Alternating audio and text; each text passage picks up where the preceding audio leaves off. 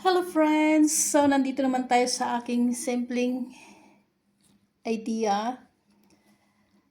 Sa bahay natin kailangan yung mga prutsula na mga collection natin, wag natin ah i-display na walang laman. So, ito ay aking binili sa antique na store na prutsulan. Nagawa sa pato. Yan, crush ko talaga to. So, ang nakalagay sa loob ay puro 10 cent. Itong 10 cent, ito ay mga pera na aking napulot. Mahilig ako mangoleksyon ng mga coins sa mga daan, sa kalsada, o kahit saang streets, saang lugar. Mahilig talaga ako mangolek kung may makita ako na mga barya or maliliit na coins, iniipon ko talaga yan. Hinihiwalay ko, hindi ko siya hinahalo. So ganito, kapag nakapulot ako ng 10 cent, nilalagay ko sa isang ceramic hanggang sa mapuno siya. Ito ay mga barya na napulot ko sa mga iba't ibang klaseng lugar, daan, magabi, maaraw, or mahapon. Pero hindi palagi. Ito ay taunan din, umabot sa 7 years bago ako nagkaroon ng ganito. Inipon ko siya as my hobby collection. Tapos ilagay ko siya sa pato para naman hindi ba layer, ang tawag diyan, hindi may laman ba sa loob. Cute siya tingnan. Yan. Dito ko nilalagay yung mga napulot ko sa daan ng mga barya. 10 cent. At ito naman ay ibang klaseng pato naman to na prutsulan. So, ito din ay aking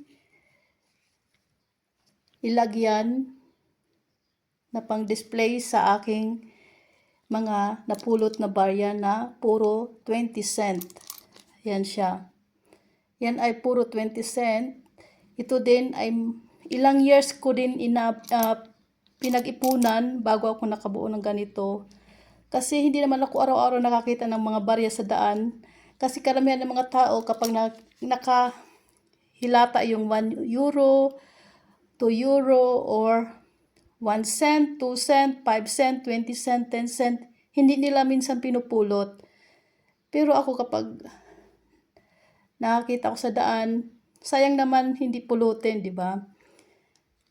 Kasi sabi naalala ko na nasa probinsya pa ako, sabi ng lola ko sa relatives na matandaan na siya bago siya namatay, sabi niya sa akin sa Mindanao, nang nasa Mindanao pa ako, sabi niya, Baby Joy, kapag isang araw makakita ka ng mga barya sa daan or barya sa daan, pulutin mo. Kahit 1 cent, 1 centavo pulutin mo yan at ilagay mo sa alkansiya.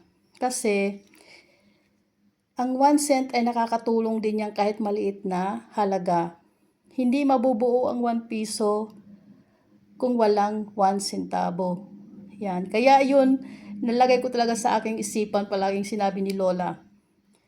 Kaya sa tuwing nakakapulot ako ng pera sa daan o barya, pinupulot ko talaga, tapos ilalagay ko sa pig, yung sa alkansiya ba. Tapos ginagawa ko siya ng diko sa cabinet. Yan.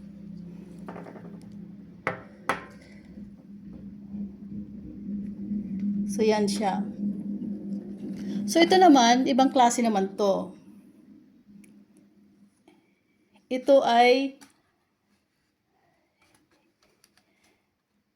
ay sinadya talaga paggawa. Ito ay mga wish sa buhay. At itong uling naman ay bring luck. At itong bato din ay bring luck. So itong mga papel na aking nilagay, ito ay nang nag-duty ako, pauwi sa bahay, naglakad ako, nakita ko ng pera. Na 10 euro, 5 euro.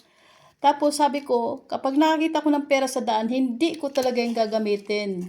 Kahit kailangan minsan natin. Dahil iniipon ko siya, koleksyon ko yan eh.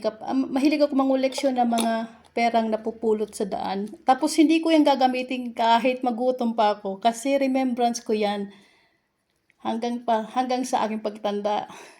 Yan talagang style ko. So nilagay ko siya dito sa bote as remembrance. See.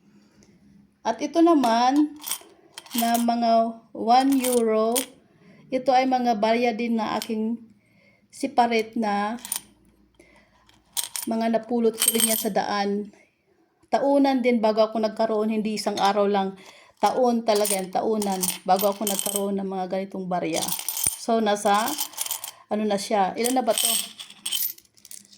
1, 2, 3, 4, 5, 6, 7, 8, 9, 10, 11, 12, 13. So, nasa 13 euros siya. Ito ay aking napulot sa daan. Taunan bago ko to nagkaroon ng ganito. Maliit lang siya pero mahalaga siya para sa akin to keep only as remembrance. So, kapag kayo may mapulot sa daan ng mga barya kahit 10 cent or 20 cent, ganito, pulutin nyo talaga. Dahil dadami din yan katulad nito sa aking ginawa. So, try din kayong gumawa ng ganito kapag may makita kayo sa daan, kahit 1 cent pulutin nyo. Tapos, ipunin yun na mga ilang taon, dadami din yan. Katulad nitong ginawa ko. So, yan ay mga pulot na barya yan.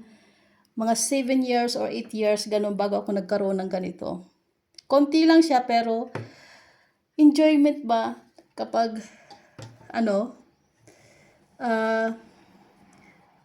dadami siya. Hindi ko siya ginagamit. Yan ay, keep remembrance. So, thanks for watching. That's all for today. My hobby collection. Thank you. Bye.